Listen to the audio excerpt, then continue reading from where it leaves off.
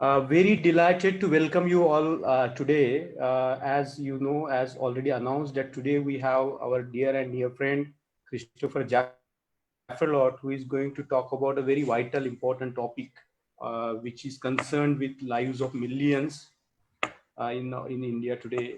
And the topic is Dalits, reservations, and privatization in today's India. And Christopher is going to take us through his presentation, and we are going to, if you have any questions, any clarification to be sought, you can write in the Facebook comment box that is there. And actually, I didn't want to introduce Christopher because a lot of people know him. I don't want to waste his time, but just a word, as you know, that he's always ready to come and talk on issues which are very close to his heart. And he has been doing it for like since he first came to India. And he has friends all over the country, and wherever he finds an opportunity to interact with the activists, or the students, the scholars, anywhere, he's tirelessly trying to reach out to the people. So that's something very remarkable about Christopher. And he is today going to deliver a very important talk. And joining with us is also Priyadarshi today, and he will take up the questions and answer, and we will see how it goes. So welcome, Christopher. Jai Bhim, and welcome, Christopher. Thank you, Mangesh. And indeed, today the talk that I'm going to give is very close to my heart. And I have had to do some research, additional research, to get some additional data. And I'm very pleased to share this data with you. So let me first share the screen and make sure that you can see this PowerPoint presentation that will indeed be on Dalits, reservations, and privatizations in today's India, but with some historical perspective. And I would like to dedicate this presentation to Anand Teltumde, who is still in jail, who is still someone badly affected by the present dispensation, and that we do not forget, and someone who still read and do not forget.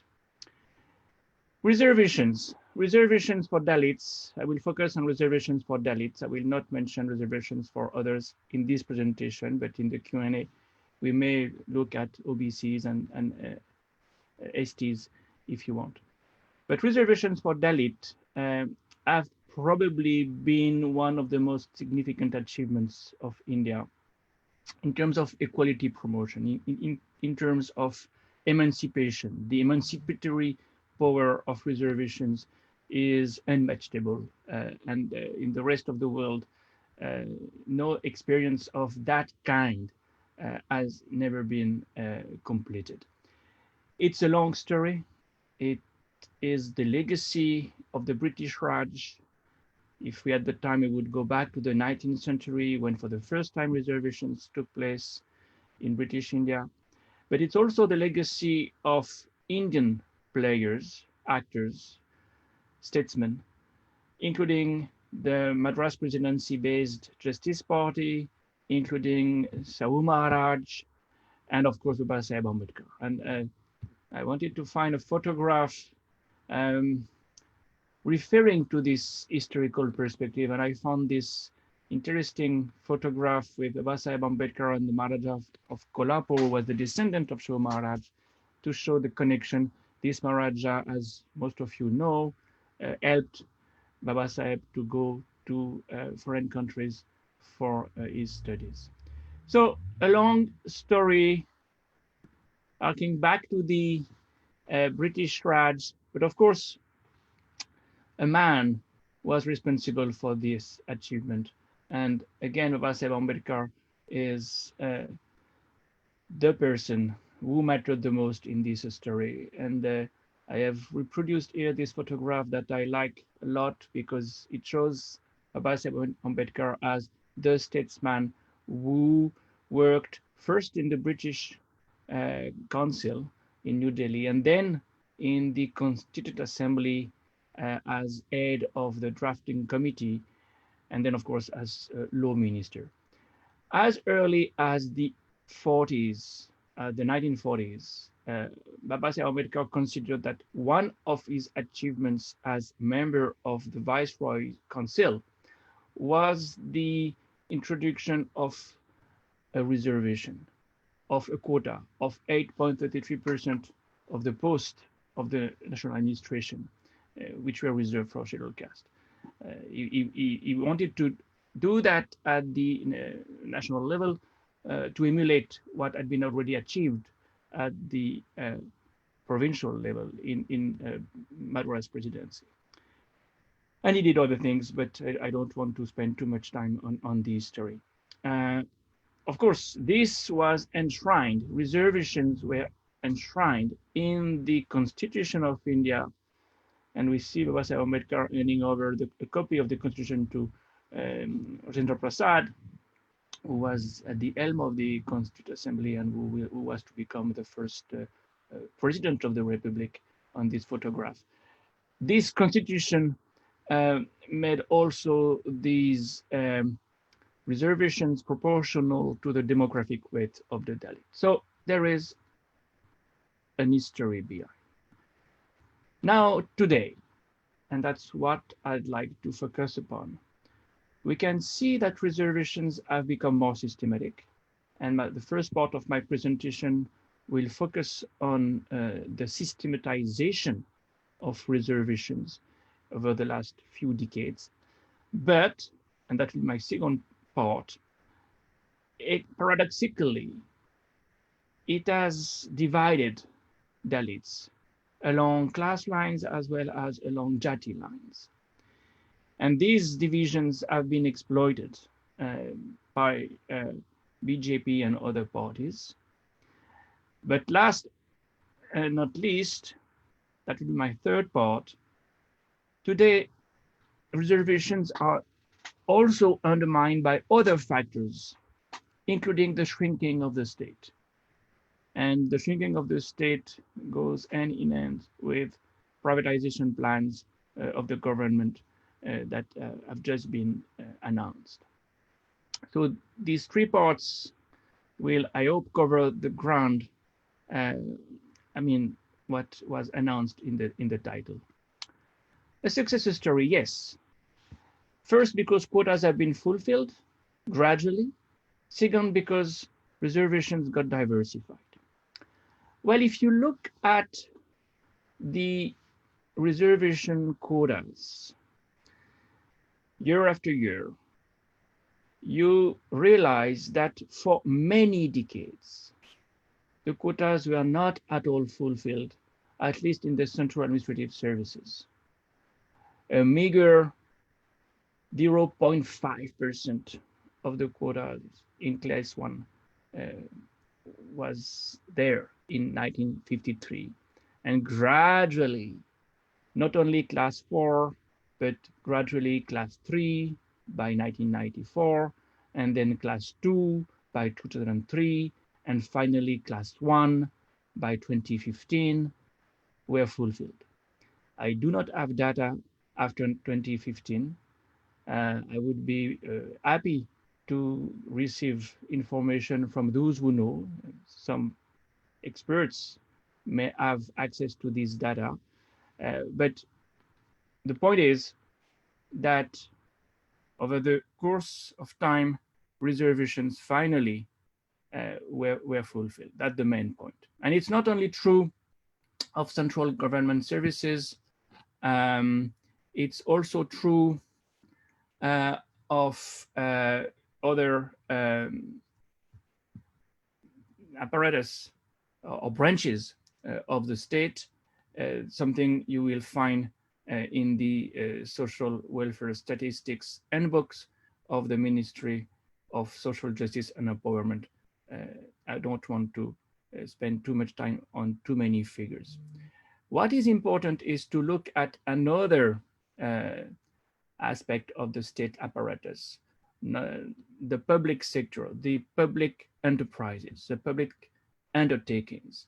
because that is another very important location for jobs. And here again, you see the percentage of reservations jumping in the 70s to reach almost 17%, which is something that continued after 2004. The same report I have just mentioned give an interesting graph showing that reservations for SCs in the central public sector enterprises grew from 14.6% in 2003 or 2004 to 18% between 2013-2014. So all the indicators show the same thing.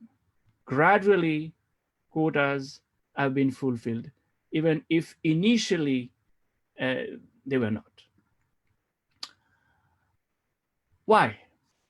Well, you may say that this is a reflection of the education that Dalits have acquired gradually. By the way, implementing one of the mottos of Baba Saheb Ambedkar again, educate. Educate was the first motto he had with organize and mobilize. The literacy rate of Dalits has constantly improved over the last few decades to reach now 66.1%. The gap between the literacy rate of scheduled castes and the national average has never been so small. The national average is only 73%. So that's one explanation. Another explanation, of course, is the fact that there were political mobilizations. And one of the expressions of this political mobilization was the rise of BSP. BSP in the 90s gained momentum and crossed the 5% vote share in 2004, 2009 were the peak. That's something nobody could ignore. Mainstream parties and their governments were under the pressure of the BSP, and they were under the pressure of the making of a Dalit vote. They could not ignore that. So these are important explanations, of course, that you need to somewhat regionalize. Uttar Pradesh was definitely the place where BSP made the strongest impact. 27.4% of the voters supported BSP in 2009. But Punjab, Haryana sometimes, Madhya Pradesh in the past have all been strongholds to some extent, Chhattisgarh as well, of BSP. So that's the other explanation, the making of a Dalit vote that nobody could ignore. And we have to keep this in mind, and I will return to that when we look at where are the Dalit voters today, and how are they now much more divided. Not only quotas were fulfilled, but interesting developments took place for the reasons I have just noticed, especially the making of a Dalit vote. One, out of the 20% procurement quota reserved for the micro, small, and medium enterprises, 4% were set aside for Dalit-run enterprises by the UPA government in 2012. It would be very interesting, by the way, to revisit the achievements of the UPA governments in terms of reservations. This is also the moment when Arjun Singh, well, soon before, a little bit before, Arjun Singh introduced what was known as Mandal 2, but we have no time to go into this. And secondly, reservations in promotion had been introduced before to ensure adequate representation of Dalits in every level of administration. And that was under Vajpayee. The 2002 amendment constitutional amendment, the 85th constitutional amendment, granted reservations in promotions along with consequential seniority. So that was another factor in the systematization of reservations in the 2000s. The paradox is, and that's now part 2 that begins, the paradox is that these reservations have created divisions. And I'm doing some research with Kalayara Saran, my co-author of many articles on this subject, that shows that some Dalit jatis have benefited more than others from reservations. I can't look at all the cases, but I will focus on the Jatavs in Uttar Pradesh, where they represent roughly half of the scheduled caste, and where they have become, if you want, dominant Dalit, in the sense that they are better represented in the state assembly, in the universities, in the public sector, and you can say because of reservations. They cornered most of these reservations. It's very clear in terms of education. These are data we, Kalia Rasan and myself, found in the India Human Development Survey. Again, a source that is independent and reliable, but that is very old now because the last round was in 2011, 2012. So of course, these are 10 years old data. We can't help really, we have to do with what we have. But these data are interesting in the sense that they show that 10 years ago already, those who were known as chamars in this IHDS, Jatav would be more appropriate. These people had many more graduates than passes, than dobbies. Education worked in their favor. Reservations in the public sector worked in their favor too. When you look at the salariate, those who have a salaried jobs, again, Jatavs are ahead. 10%, more than 10% of them are with a salaried job. It's twice more than dobbies, it's almost twice more than passes, and it's more than most of the OBC caste. If you look at Telis, Kushwa, Nishad, Kurmis, Yadavs are the only ones with a better representation. So they could also dominate in terms of access to reservations in the public sector. And third, they were also overrepresented in the State Assembly of Uttar Pradesh. These data come from a research I'm doing with Gilles Vernier's at Ashoka University. It's part of a joint project that we have at Ashoka University and Sciences Po.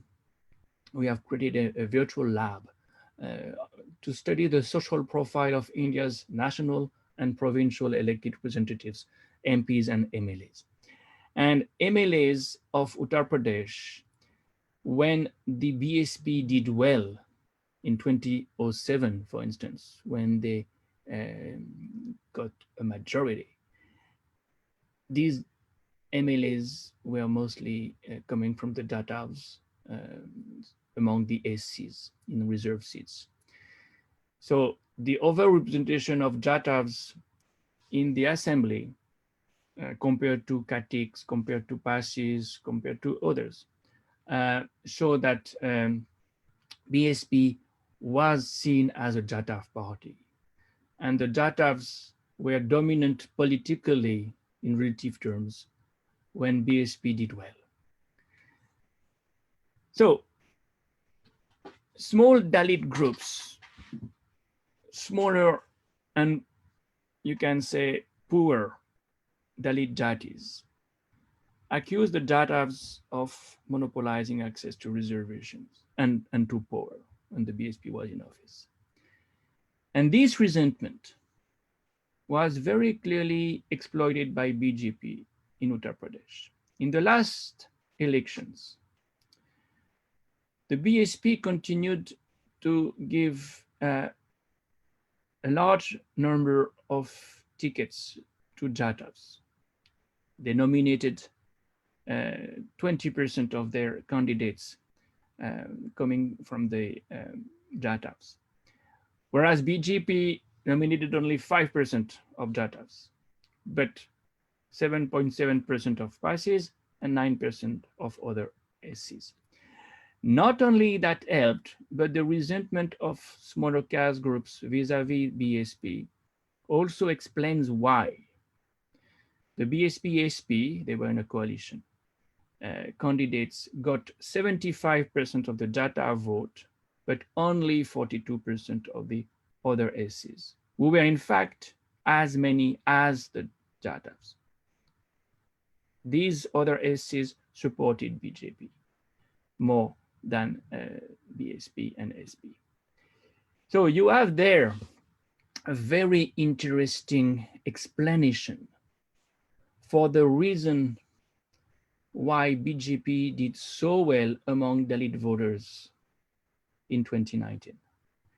Never before had BJP got so many SC votes.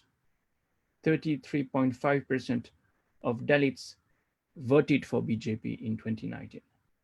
There were only 24% 5 years before and only 12% in 2009, which shows that the BJP was in a position to get Dalit voters, but Dalit voters coming from non-dominant Dalit jatis, as if non-dominant Dalit jatis join hands against the Jatav-supported BSP and others, because that's at a pan-Indian level, that's a national story. Very interestingly also, these Dalits who voted for BJP were particularly poor. Never before had the poor Dalits supported BJP so much. 34% of the poor Dalits supported BJP in 2019. So my hypothesis is that the poor Dalits who supported the BJP in 2019 belong to the small non-dominant jatis, which are usually less affluent and which had been resentful. We were resenting the way Jatavs had become dominant by cornering most of the reservations. We could reproduce this explanation by looking at other states. I will not do it, but of course Maharashtra is a case in point.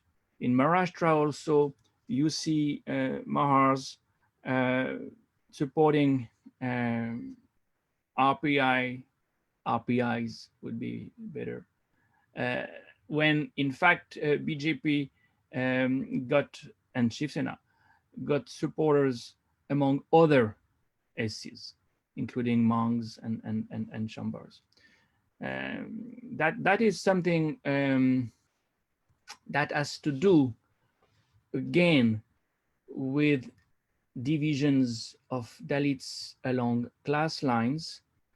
It's very interesting to see that the Mahars of Maharashtra, and among them Buddhists, are more affluent, and in fact have also a growth rate of their wealth that is much higher. If you compare what they earned in 2004 and 2011, you see a real gap, I mean, a real jump, 200%, more than 200% of increase in their revenue. And Mang and Matangs and Shambars lag behind. And it's also due to, of course, occupation. They are overrepresented among Dalits in the salaried professions. Same story, reservations, and not only large numbers in reservations, but also better responsibilities. They are higher in the hierarchy of the bureaucracy usually. So the conclusion of part two, and that's something that takes me back to Ambedkar, is that instead of uniting the Dalits politically, reservations have contributed to divide them in the sense that some groups which were lagging behind resented the way others gained more from the reservations. And this is taking us back to what Ambedkar called graded inequality, when he regretted that the Dalits were reproducing the graded inequality syndrome inherent in the caste system. And he said in a very moving speech, this caste system among the untouchables has given rise to mutual rivalry and to jealousy, and it has made common action impossible. He was very desperate at that time. Well, politically at least, in terms of the voting pattern that we see in 2019, he was right. I mean, he was still right, in spite of regretting the fact that he was right.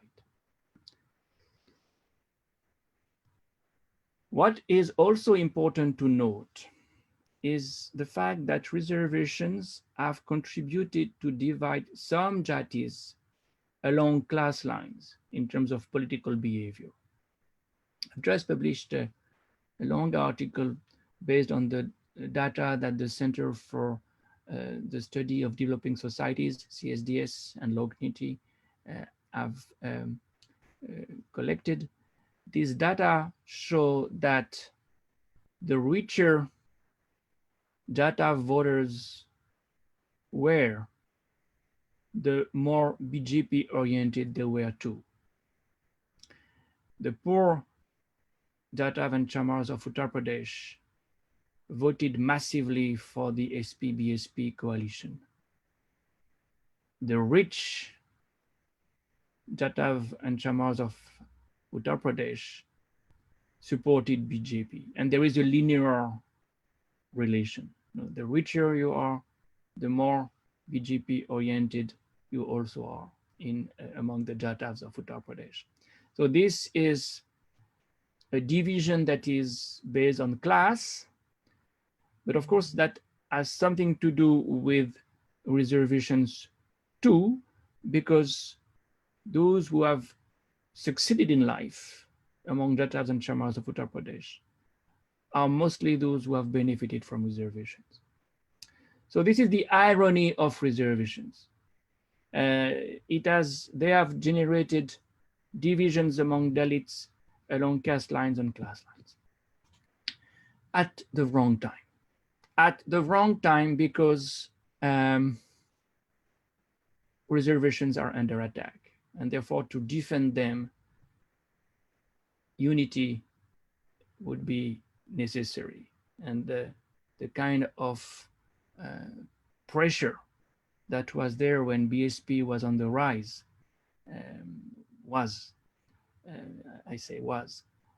this unity would be necessary again for defending reservations which are under attack, for many reasons. The first reason is that in 2018, a reservation quota, a new quota was introduced, and I quote an article we have co-authored with Kalai Arasaran that says, the constitutional amendment by the Modi government in order to introduce a 10% quota for the poor within the general category looks like an attempt 5 months before general elections at wooing upper caste voters longing for the jobs that were to be part of Achedin. This is at odds, and this is the important sentence, This is at odds with the initial rationale of India's positive discrimination programs, which were intended to make up for past oppression and not as an employment scheme. Reservations are not supposed to give jobs. Reservations are supposed to give jobs to those who have suffered from centuries of oppression, discrimination, and suffer from the stigma. So that was the first attack that took place at the national level. Another one took place at the state level in Uttar Pradesh. After Yogi Adityanath took over as chief minister, you saw a dilution of the reservation programs. You see that in the way many posts remain vacant. Out of the 3,307 posts of police inspectors that are reserved for the scheduled caste, only 2,486 have been filled, for instance. The rest remain vacant because candidates were not considered as competent enough. Not a single platoon commander was appointed from SC/ST category out of the 210 seats. Fire service class 2 officers at 20 out of 97 posts reserved for SCs, and only one was appointed, and none from STs. And in parallel, the government of Yogi Adityanath included 17 OBC caste groups in 2019, early 2019, into the list of the scheduled caste. And of course, that would force Dalits to compete with better educated groups for acceding to reservations. The Allahabad High Court stayed this in September 2019, and therefore the order was withdrawn, but it showed the intention. All this is coming from an article I co-authored with Aider Abbas Rizvi, and the details are easy to get through this link. Uttar Pradesh was one of the states where reservations have been under attack after 2017. But there are more structural issues at stake. It's not only the central government of today. It's not only some state governments of today. It's also a long-term trend that shows that the state is shrinking, that the number of jobs in the public sector is diminishing gradually. And you can see that it began before 2014. And not only the number of jobs in the central public sector enterprises is diminishing, but you see a lot of people not on the payroll permanently of the state, but with a contract. So the state is subcontracting jobs it used to do by itself to private contractors, to private enterprises, and therefore the state is shrinking also in that respect. That is something that needs to be combined to another factor. The state is also shrinking because many posts remain vacant, and the number of posts that were vacant, which were vacant in 2014, was very high. 7.5 lakh posts were vacant at that time. And again, I could not find the data post 2014, but if anybody can make this data available, that would be of great help. Well, what was fascinating for me was the rise of these vacancies. Really a tremendous increase from 5.5 lakh to 7.5 lakh between 2006 and 2014. So the state is shrinking for many reasons, including the number of vacancies that is increasing. So when you look at the impact of the shrinking of the state on reservations, then you see that certainly the percentages is increasing. And on this table, you see that the percentage of scheduled caste in the central government services in India has increased. The percentage was 16.52 in 2002 and 17.30 in 2012. It has increased. But the number of people employed has diminished, has decreased from 5.40 lakh to 4.55 lakh. Not a small decline. 1 lakh has gone almost. That's for the central government services. If you look at the central public sector enterprises, you will see a similar development almost. The percentage has significantly increased from 14.6% in 2003-2004 to 18.14% in 2013-2014, but the number has stagnated and in fact diminished. If you look at the peak was in 2008-2009, and today, in 2013-2014, we are at 14.86 lakh, which is really a decline, a significant decline. Again, data are not available after this 2013-2014 year, but it would be very interesting to update this data. Now, one more step may be made by the government, because very recently, the finance minister, Nirmala Sitharaman, while she was announcing the fifth and last tranche of the second COVID crisis-related stimulus package, told that privatization would now be the order of the day. It was already in the pipeline. In fact, when she presented the 2020-2021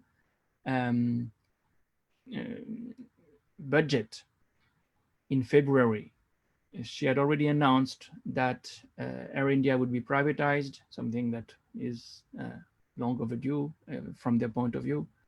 And also some disinvestment would take place in institutions like the Life Insurance Corporation, a huge company. But of course, what was in the pipeline needs now to be accelerated. The privatization plans have to be accelerated because the Indian government needs money. The fiscal deficit is increasing because of the crisis, and therefore privatizations are not only a structural policy, they are also needed for money, for quick money.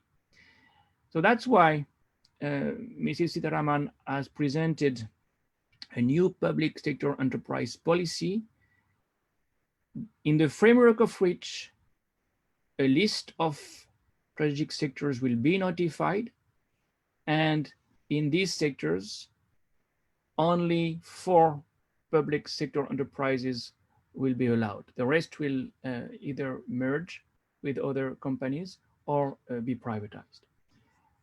That's the future. Well, if privatization is the future, what about reservations in the private sector? Of course, this question is not new, because the shrinking of the public sector is not new. And therefore, as early as 2005 and 6, the Manmohan Singh government has reflected upon this, and UPA 1 and UPA 2 have invited the private sector to introduce reservations one way or the other. Some of the ministers were more interested than others in this. The Manmohan Singh government was very much divided, but the invitation was formulated. What was the response?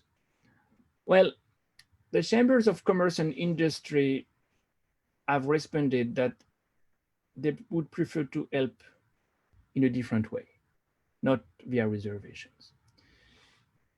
What ways have they imagined? Well, we knew recently about them when a question was asked in the Rajya Sabha. In fact, there were two questions. The first one was whether it is a fact that government is holding deliberations on affirmative action in the private sector.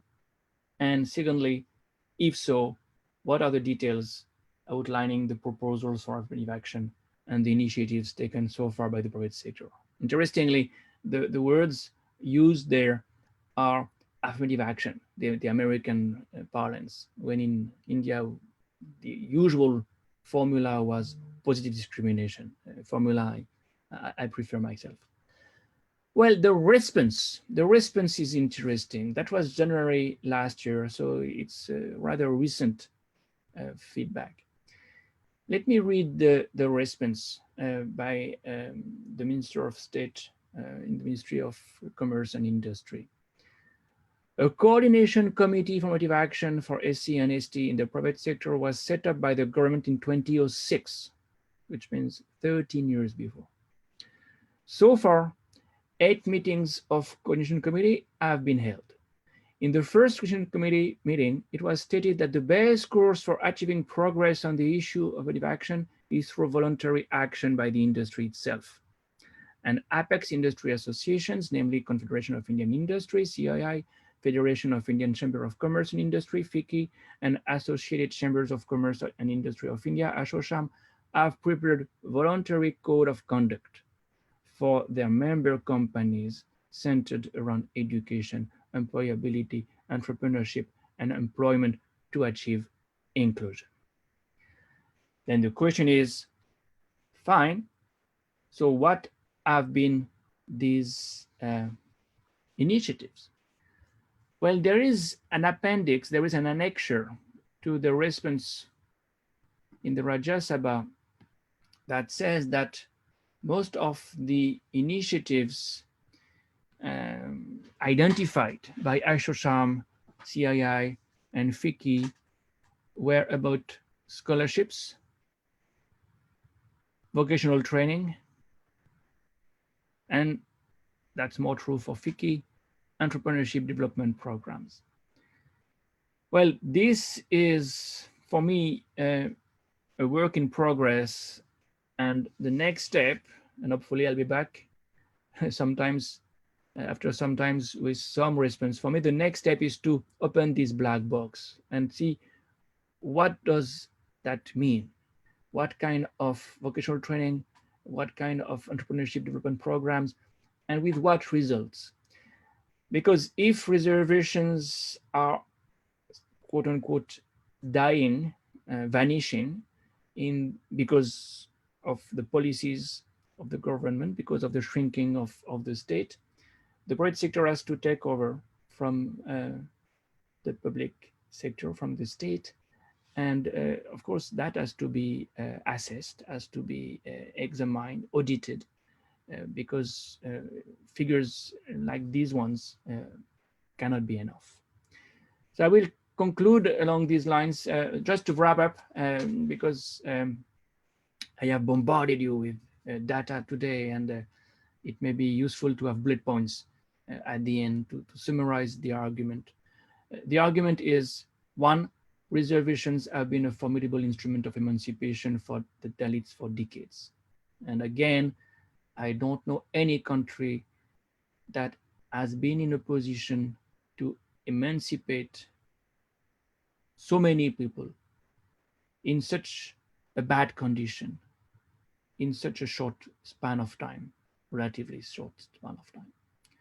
Two, reservations paradoxically have contributed to divide Dalits along class and, more importantly, Jati lines. And we see that in the voting pattern that I have shown.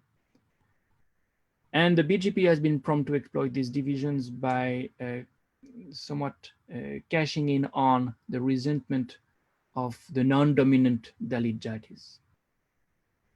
This weakening of the Dalits' political stand, and of course, that is illustrated by the decline of BSP, something I could have documented, but you know it, everybody knows it.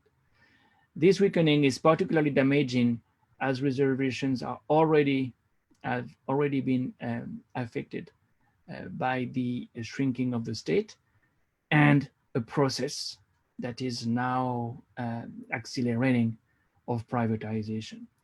And I repeat that now, for me, the research agenda is more about what do privatizations mean for Dalits and of course for OBCs, for all those who benefit from reservations, and what do the private companies do in that respect, because they'll be probably some of the main players. I mean, they'll be more important players if privatization processes continue and got accelerated.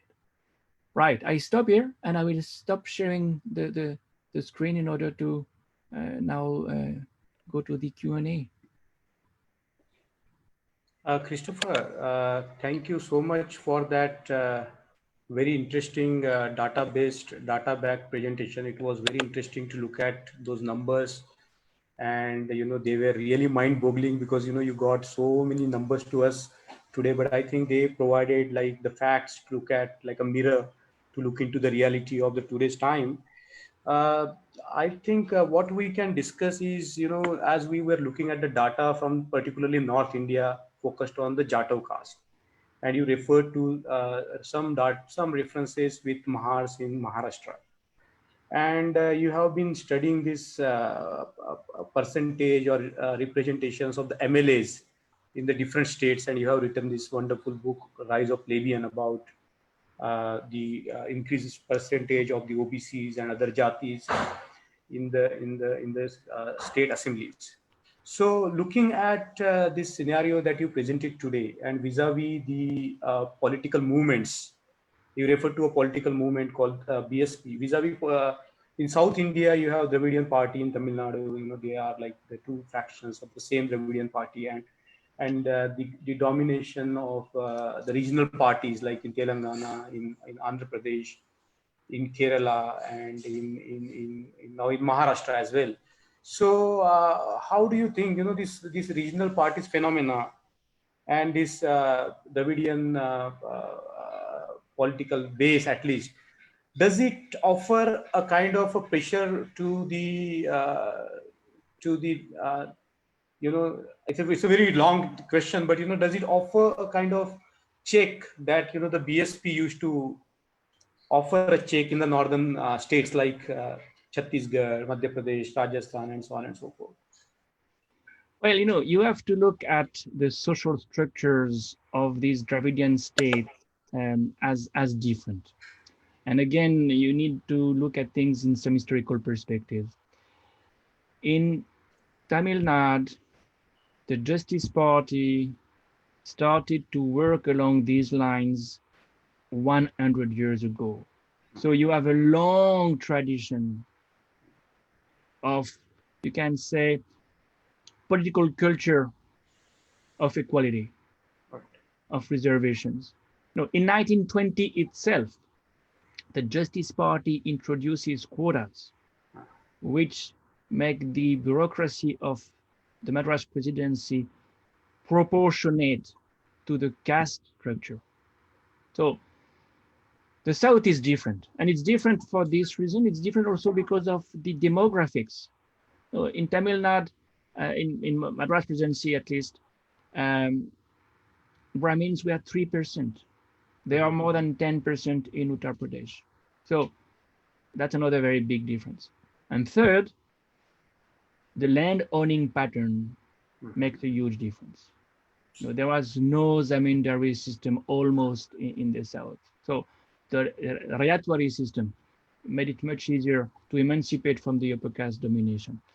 All this, plus of course the Dravidian identity. You feel Dravidian instead of feeling a member of one caste group, and you look at the Brahmin as an Aryan invader. That makes a huge difference. Something that, incidentally, Ambedkar tried to reproduce by conversion to Buddhism, saying, you're not part of the Hindu society. And if you are out of the Hindu society, the way the Dravidian could claim that they were out of the Hindu society, then equality is much easier to reach. So for all these reasons, I think the North and the South are really different. But there is one thing that sometimes you find common to both.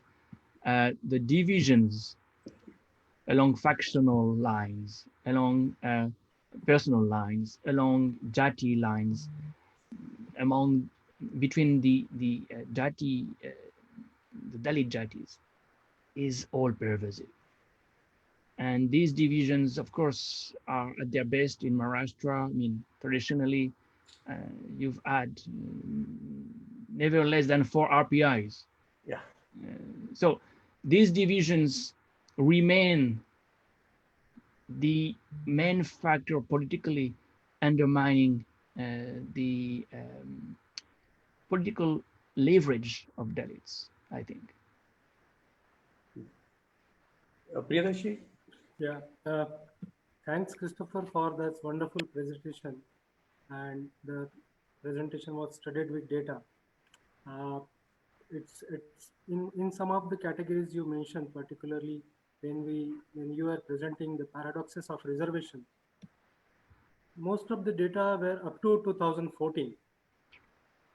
Uh, and when we try to see some of the data, either from uh, DOPT, Department of Personnel and Training, at a central level, or at a state level, like from the Department of General Administration, the data is not available. So the question is, I mean, how you are digging into this and sort of what are the chances those who are students, particularly studying this subject, how they will be benefited from the sources of data and so on. Well, the only way out now is to build your own data. You have to compile the data by yourself. And that's what we do with Ashoka University scholars. We collect data using the who's in Vidhan Sabhas, using a list of candidates that the election commission gives. It's very time consuming, but there is no way out. Incidentally, we see now, you can say, similar initiatives among economists. The CMIE is one example. CMIE will become the real source for understanding economic transformations of India, not data coming from the government. NSS is probably, the NSSO, the National Sample Survey Office, is probably less reliable today and less willing to share data than CMIE for sure. And of course, universities are starting to create their own programs for data collection. For instance, the Indian Human Development Survey is not something the Indian government has initiated. It is a joint venture between an American university and an Indian think tank. So this is the future. The future is build your own data sets, collect your own data, and make them available to the public. That's very important. Related to data, there was a question when you try to present the inclination of Dalits, particularly from rich and above middle, sort of, towards the fundamentalist parties. So when the voting is very secret, what are the ways and means by which this data is collected and collated? Now, these are data coming from the CSDS Lokniti National Election Survey, NES. And I think they are really robust.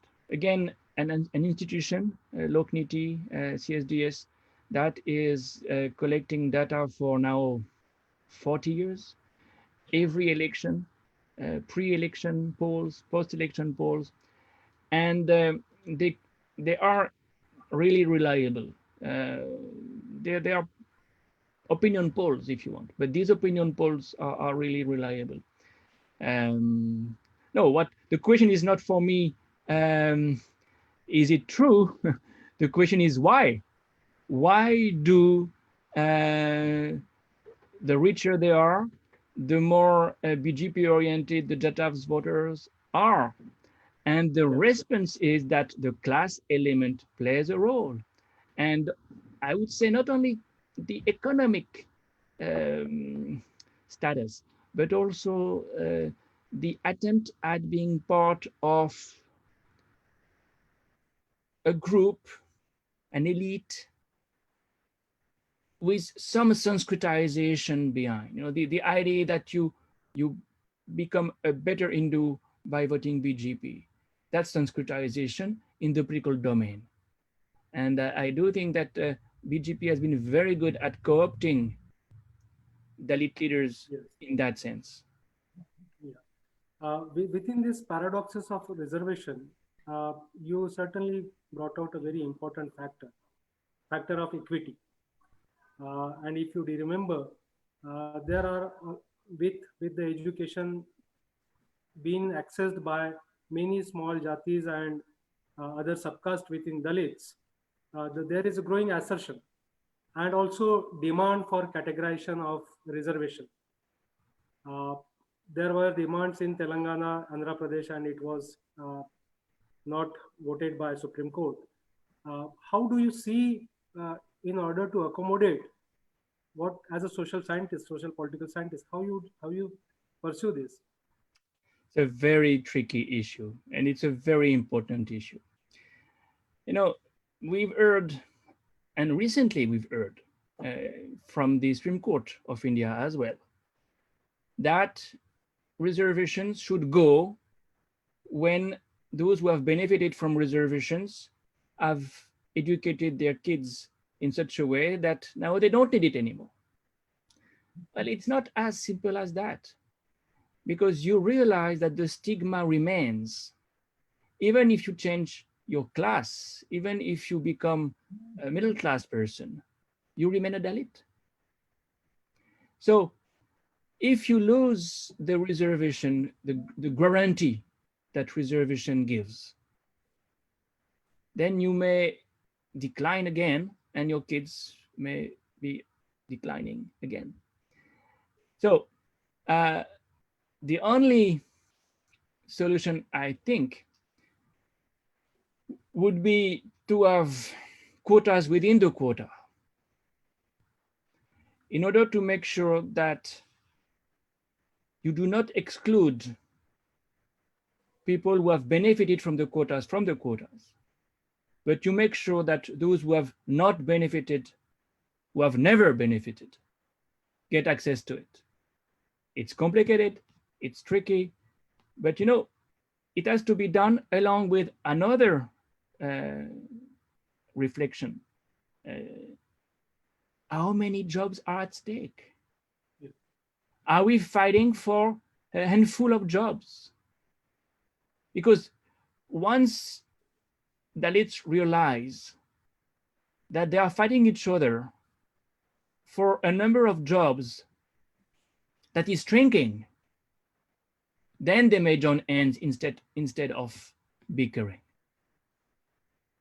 So I think these two things should go together. The reform of the system should be preceded by a sustainability program to make sure that it is still meaningful, because it may not be meaningful after many years, after some years. The shrinking of the number of jobs is such that after 10, 15 years, and we don't know where we are today, maybe we are already very low. We don't know. So that's my take on it. The question is, who can orchestrate these debates? Where is the platform? Where is the Dalit platform that everybody can recognize as legitimate for exchange of ideas? So this is even even more necessary. I mean, if you have to do things step by step, the very first step is that one. Then fight for the number of jobs, then propose some reform of the system. Yeah. But you did mention that some of the jatis were more benefited. Uh, whether is it in the proportion to their population and all, that needs to be not to be seen. But is it to the extent of mistreatment and to the extent of stigmatization, they are more into sort of the, into the employment and so on? Do you see that social phenomena into that? I don't know. Really, I don't know. And the question you ask precisely show that we lack data. So what is the percentage of Jatovs in Uttar Pradesh today? We don't know. So we have to go back to the 1931 census that the British had to get some references. It's ridiculous, 100 years old census. The Mondal Commission had to rely on the same census, by the way. So the 52% they came out with, so far as OBCs were concerned, was based on a census that was 80 years old. Public policies should be guided by fresh data. And the caste census that was supposed to take place, that should have taken place in 2011, is now long overdue for making policies meaningful again. Yeah, Mangesh, and then we will come to privatization. Mangesh, Christopher, this is the sort of a old argument that has gone into the discussions that you talked about the compulsions of the BJP. Like 20 years back, we were talking about the compulsions of BJP that if they want to come to power, they have to woo all different castes, and when they start wooing all different castes together, their agenda gets diluted. And now what we are seeing is a very different ball game. And what is happening, in terms of the social movements, particularly when there was a bomb safe, there were social movements all over the places, and they were sort of offering a check to this sort of a consolidation of the BJP politics. Now, this question might be a very big, but I think in this time, do you see that the BJP has overcome those compulsions and of moving the other jatis and staying in the power, and what is happening to the social movements that has gone in the name of Baba Saheb Ambedkar, in terms of Bahujan, in terms of social justice, so on and so forth. So where do you see strategically that if we are having this scenario where political dominance is almost consolidated and India has almost in the hands of the authoritarian regime, uh, but at the same time you can see that the social mobilization is taking place all over the places, north, south, east, west, in terms of like in Rajasthan, the Bharat Bandh of 2nd April and so on and so forth. So as a student of all the social movements and the BJP and the Hindutva nationalist, what can be, what is it that is that that will act as a strategy? I think it's a long question, but It's a long question, yeah. I see two questions, in fact, in this one. Yeah. The first is about the BJP strategy, and the second is about the fate of the social movement. I mean, the Dalit social movement. The BJP strategy, I think, has to be seen in a larger perspective. It's the Sangh Parivar's strategy. We have to look at BJP as only the tip of the iceberg. And to my mind, RSS realized that something had to be done to reach out Dalits sometimes in the 70s. And when in 79 they created Seva Bharti, it was part of this. When in 84 they created Bajrang Dal, it was part of it. It was part of this attempt at reaching out Dalits. And they did it, I think, in two ways. One, Sanskritization again, to bring Dalits in the fold of Hinduism. The old tricks, Bojans, something Arya Samaj did 100 years ago with the Shuddhi movement. The same tricks were repeated and worked among those who had not been exposed to Ambedkarism. You look at Uttar Pradesh, Valmikis are a case in point. So that's one strategy. The other strategy was, of course, polarization. Mm-hmm. You must to feel yourself as a Hindu first. Forget your caste, or Hindu first. And what is the best way to polarize? To, to get people united against the Muslim. And we do know that Dalits were instrumentalized by Sangh Parivar to fight Muslims in so many places, including Gujarat 2002, so many places.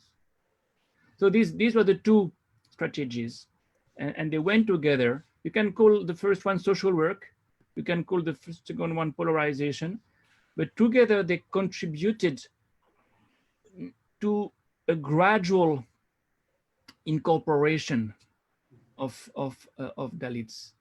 Plus, of course, the Modi magic, quote unquote, that's a third factor, but that came much later, for the aspiring Dalits, for what Narendra Modi called the neo-middle class. Of course, today, this one is completely gone. But in 2014, 2016, the words were still there. Arun Jaitley was speaking in parliament during the budget session of the neo-middle class, where you have Dalits in this neo-middle class, aspiring. If Modi is the Vikas Purush, if he's a development man, why not for me? So that's another explanation for the way BJP could attract Dalits. Now, your second question, Mangesh, is of course key. Where are the social movements in India today? Where are the trade unions? Where is BAMSAFE? Where are the groups which fought for the workers? Well, I think they've been the collateral casualties of the movement I've just described. Now, if the dominant agenda is polarization, if the dominant idiom is identity, then you forget not only about caste, you forget about class. You're not a worker anymore, you're Hindu first and foremost. And it's true not only in India, it's true everywhere. You know, where are the left, where the leftist movements in Europe, when you have Orban in Hungary, Johnson in UK. This is a global trend. And it goes together with another explanation, that is money. Who has the money? Where are the resources? How can you sustain a party like BSP if you need the candidates to pay for their expenditures? You have to nominate those who can pay for the election campaign. It makes a huge difference vis-a-vis parties which give a lot of money for the campaigns of their candidates. So the resources have been so much concentrated. It goes together with the rise of inequalities. India, and if you go by Piketty's research, is very clear. India is the country where inequalities has increased the most in the world over the last 30 years. So those who are at the bottom of the pyramid and who had social movements were not in a position to resist this flow of money. And the money was not only to pay for expenditures at the time of election campaigns, it was there also for saturating the public sphere, TV channels, holograms, so many things which are so expensive, and you are bombarded on a daily basis by the same messages, the same images. Where is the space for social movements? Even when you demonstrate, you're not in the news. And there were demonstrations, there are demonstrations, there are strikes still, but under the radar. So this is the neoliberal, I would say, dimension of this world.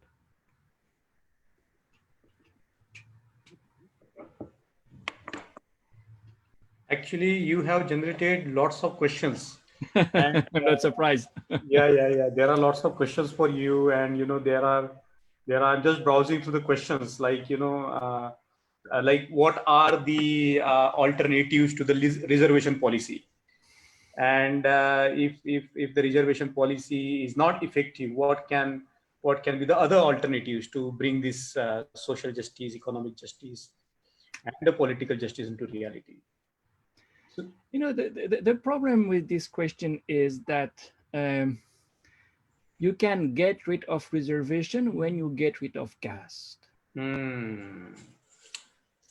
Yes. So it's a kind of, I would say, the story of the eggs and the chicken, you know. Yes. These reservations are supposed to abolish caste eventually. So if you abolish reservations, you will not abolish caste. But of course, reservations should go along with development, the making of a welfare state, the social reform, education, all these should go together. But I don't see any alternative really as effective As a reservation. as this system. Right. Given the state of society today. Very When you look at the US, they have stopped affirmative action for the black. In fact, not de jure, but de facto. Look at the result, you know. Where are the ones who are living in the street, dying of COVID-19, beaten by the police, overrepresented in the jails? Very true. Priyadarshi? Yeah, Christophe, in this COVID epidemic, the economy is down everywhere across the world, and most of the states governments are going for privatization. But looking at the fiscal deficit of India, not only of this current financial year but the previous financial year as well, how privatization is really going to bridge the gap of this fiscal deficit? It will not. And yeah, I mean, and that's the only solution which is coming from the government, not only from the BJP government, but if you go back, as you mentioned, in UPA 1 and UPA 2, the public-private partnership model was brought in, but we see it's a complete private enterprise. So earlier, there used to be debates and discussions on these issues in the Lok Sabha, but which was again limited to Cabinet Committee on Economic Affairs. And now, if you see, the Niti Aayog is forwarding list of companies those to be privatized. And in the fifth tranche of economic package, Nirmala Sitharaman said that only one sector or one PSCs or max 4 PSCs will be in each sector, and rest of them will privatize. So how far is really going to be helpful economically to sustain this economy? It's a desperate move, and it shows that India is indeed the back to the wall. You know, privatizations will not be the solution for many reasons. First of all, many assets, public assets, will not find any taker. And we saw that in the past. These investment plans of the Indian government could never meet the target because they are not effective enough, efficient enough, one. Two, those who make money, the petroleum companies, for instance, will probably be bought by private companies which are already oligopolistic, if not monopolistic. So you will make crony capitalism even bigger, even a bigger problem. Yes. So, and of course, thirdly, you will prevent the state from having at its disposal resources for reservations and all the, I would say, implications of a large public system. Not only that, but it will not be enough. It will not be enough because the crisis is of a huge magnitude. The recession, the kind of negative growth rate India is going to be exposed to is unprecedented. SBI, State Bank of India, says -8% in 2021. Never before had India experienced this. It's an earthquake. in a country where there is no social security, there is no safety net, in contrast to other countries, including Europe. So there are two other possibilities where the money can come from. From I see two sources only. One, the foreign exchange reserves. India has huge foreign exchange reserves. It does not use them yet. Two, in fact, there are three alternatives. Two, taxes. I said just before that inequalities had reached unprecedented levels and unmatched levels in India. You have many super rich Indians in India today. Can they contribute? Maybe in some exceptional manner, but this is the time. And last but not least, to borrow money from elsewhere. It's not a good solution. The debt to GDP ratio of India is already 69%. It's not ideal. Also because to borrow money from foreign countries is a difficult step to make. The rupee is in a bad shape. Hard currencies may increase, but you can alleviate or mitigate this by borrowing money from the World Bank, from the Asian Development Bank, maybe from the IMF. Already, World Bank and ADB have given $3.5 billion. Nobody's mentioned that today, but India has had to do it already. Yeah, but it's a 1% or 1.5% of what the economic package is being talked about, and it also comes with a condition. Yeah. But you have studied the Mandal movement and all very closely, Christophe. Whether there is a possibility to have a larger alliance, if on the basis of fear of job loss, which has been there today, and considering the privatization and crony capitalism. Yeah, no, of course. Identity politics can be replaced by socio-economic issues. This is the clear alternative. Because who has benefited from the identity politics? Elite groups. And in fact, the overrepresentation of upper caste in the Lok Sabha and the state assemblies is a reflection of that. Now, this is elite revenge. We are seeing the post-Mandal revenge. So some plebeians may realize that they've gone in a direction that is not in their interest. But for that, you have to replace emotions, you have to replace identity by issues, socio-economic issues. And this is the transition that is not easy to make because nobody is allowed to speak in this name. And it's a question of alternative voices. Where do you hear alternative voices? You have really to surf on the net. Right. Yeah, Mangesh? Christopher, this was a very interesting discussion and presentation. I think for a lot of students and researchers today, they got the hint of how they can, where to look for the data, how to marshal data to create a picture, a realistic picture of the things there are. And I think it's very important at this stage in the movement to have more data scientists who can, and the social scientists who can come together and really give the kind of clear picture to the society as to where the things are moving and what is happening in the country today. I think this has been a wonderful discussion, and particularly about the strategies that you have spelled out.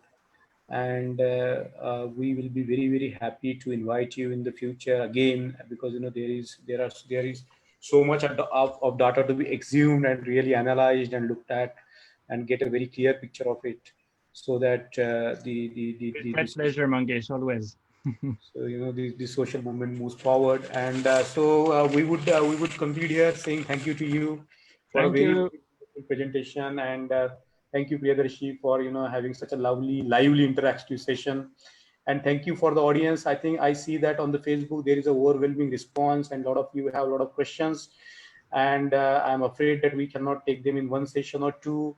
Um, Hold your horses. In the future we will have more opportunities to talk to people, the scholars like Christopher, and you can raise questions. And as they say, that questioning is the beginning of something new. We keep on doing it. So thank you so much for listening and joining us today, and we will see you very soon. Thank you, Thank you, Christopher. Christopher. Thank you, Priyadarshi. Thank you. Thank you. Bye Thank you. bye.